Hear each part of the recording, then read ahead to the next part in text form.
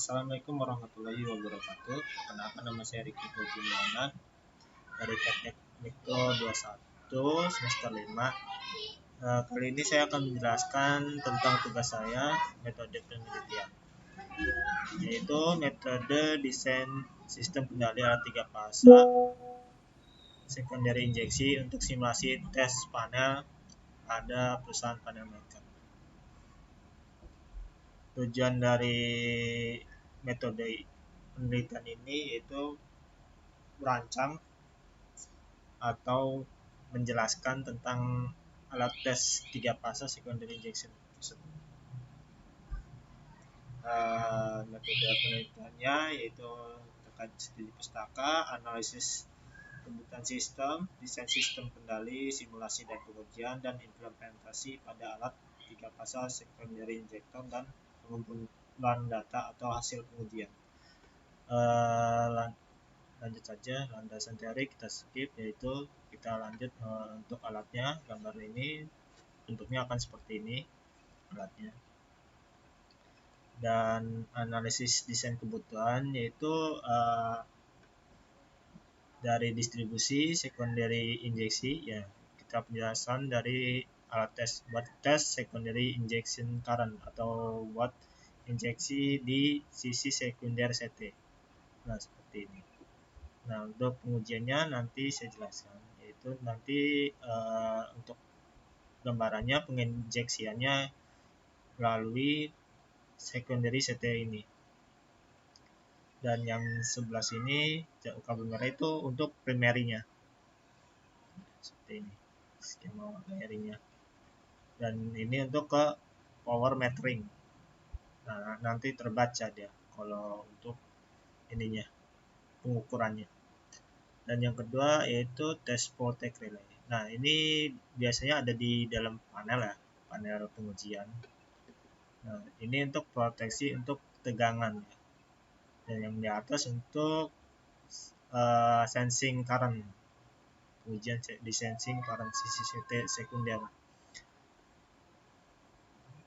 Nah, untuk pengujian ini kita menggunakan regulator voltage untuk membuat sebuah value atau nilai pada tegangan yang kita injek. Misalkan di sini keterangannya under voltage-nya sekian gitu. Misal umum 3 fase nilai nominal tegangannya pas to pasnya 380. Ketika di bawah 380 kita setting berapa persen nih? Misalnya 1% gitu, 380 berarti 370 lah gitu ya, 10% itu. Berarti dia akan trip di nilai 370 volt untuk voltage relay, dan begitu pula untuk over. Dan tadi under, sekarang over itu misalnya nominal voltage-nya overnya di 400 settingan ini. Kalau 400 kalau kita setting lebih tinggi berapa persen, dia bakal trip. Misalnya 10% berarti 410, nggak gitu ya. Nanti dia bakal trip dalam berapa second. Dan selanjutnya yaitu untuk pengujian di panel EMF dan ATS pada LVMDP.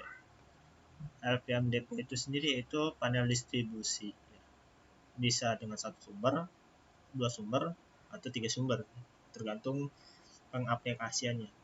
Umumnya biasanya 2 sumber ya, PLN dan genset. Jadi begitu PLN padam, genset langsung membackup panel tersebut, beban tersebut ya. Jadi AMF itu automatic main failure. Jadi di main itu anggaplah PLN itu. PLN itu sebenarnya bisa genset 1 atau genset 2 gitu. Cuma kan LVMDP larinya ke distribusian di sisi PLN. Jadi begitu kehilangan satu fase atau ada gangguan di panel tersebut, maka genset langsung membackup. Dan begitu sudah normal kembali, maka genset padam dan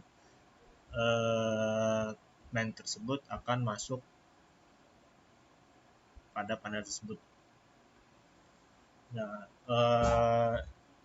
untuk modulnya seperti ini ya, untuk sistem AMF yang umumnya digunakan, atau enggak tanpa modul juga bisa sebenarnya dengan sistem relay gitu. Cuman kalau ini ya agak canggih lah. Dan sini skema wiringnya. Jadi di sini untuk CT generator sini, dan ini untuk PLN-nya main utility. Nah, dan di sini sistem interlock. Jadi di tengah ini bakal lari ke beban. Ada load, tulisan load.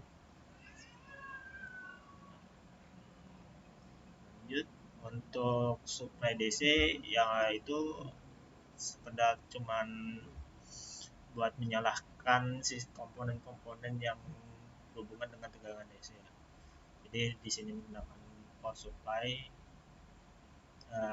alat tes kita ini umumnya 12 dan 24 volt, karena genset umumnya itu ada yang tegangan 12, ada yang tegangan 24, tergantung KVA pada genset tersebut.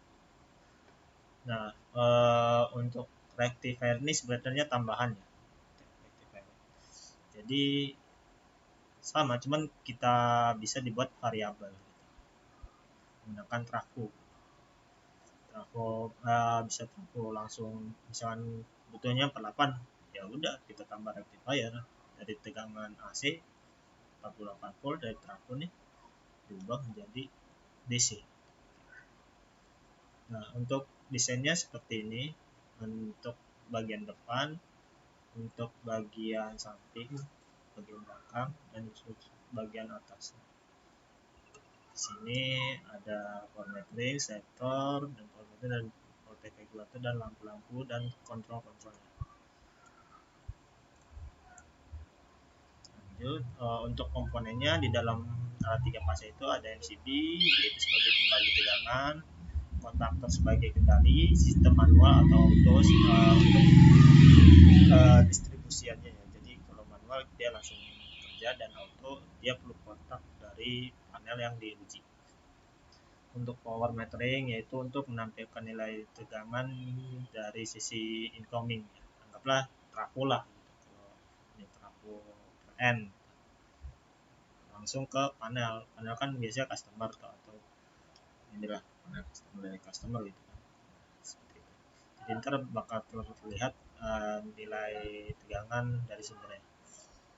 Dan ini untuk injeksinya ya.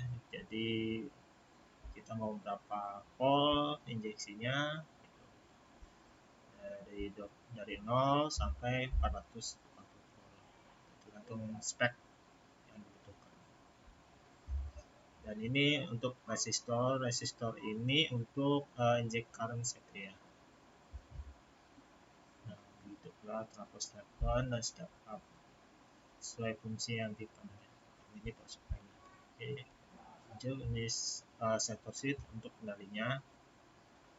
Ini saklar untuk tambahan untuk bahasanya di BMS lah kalau bahasanya, base monitoring system atau PLC lah kontrolnya gitu, jadi manual lah.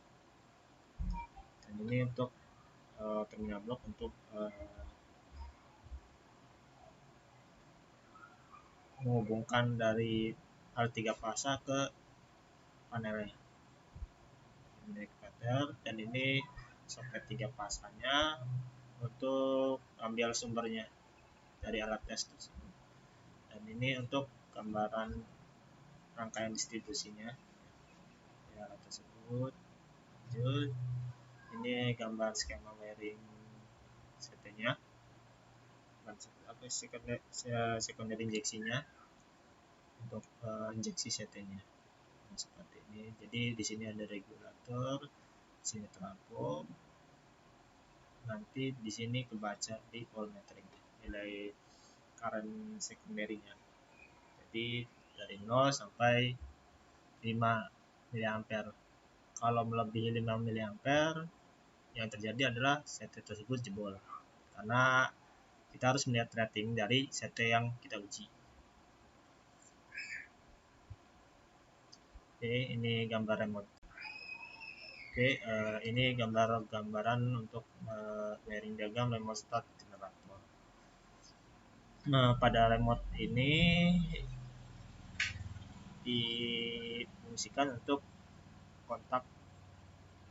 kontaktor ya, untuk kontaktor. Jadi begitu shutter switch ini dipilih manual, maka kontaktor langsung bekerja, dan ketika posisi auto dia harus menerima signal dari panel yang diuji gitu. Oke, itu aja. Nah, untuk rangkaian rectifier seperti ini ya, untuk ini skemanya. Dan di sini kita bisa tambahkan kapasitor agar semakin smooth sinyal dari DC keluaran rectifier tersebut. Dan kalau ini power supply kan konstan dia harusnya dari 12 atau enggak 24 view gitu. Nah, di sini untuk gambaran ininya supply di sini ya.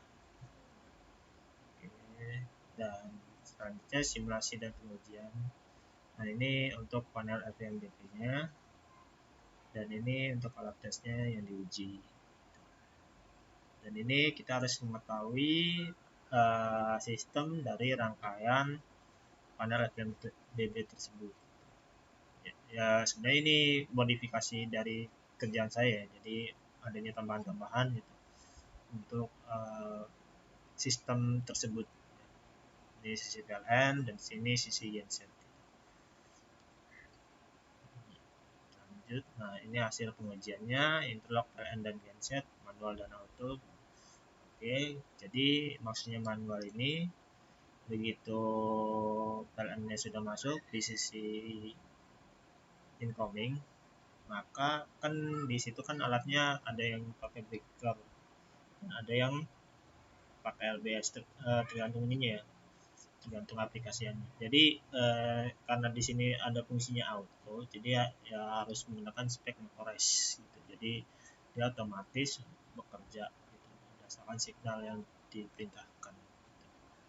Jadi manual ini artinya dia ada operator, dan auto ini berdasarkan timing dari panel FMDB tersebut. Dan pengujian proteksi relay seperti yang saya bilang, jika melebihi maka oke, jika kurang dari tegangan yang dituju maka hasilnya oke juga. Dan parametering itu pengukuran di sisi alat tes dan di power metering di alat di panel FMDP tersebut sesuai atau enggak. Jika oke, berarti nggak ada masalah. Dan untuk CT-nya sampel CT misalkan primernya 4000 dan secondary 5. Jadi kita diinjeknya sisi secondary ini. Jadi misalkan 2,5 ampere, berarti nilai primernya adalah 2000. Begitu pula misalnya kita injek 5, maka hasilnya harus 4000 ampere. Jika oke, dan ini indikasi lampunya benar atau tidak, nyala atau tidak. Oke, itu saja dari tugas metode penelitian ini. Kurang lebihnya mohon maaf.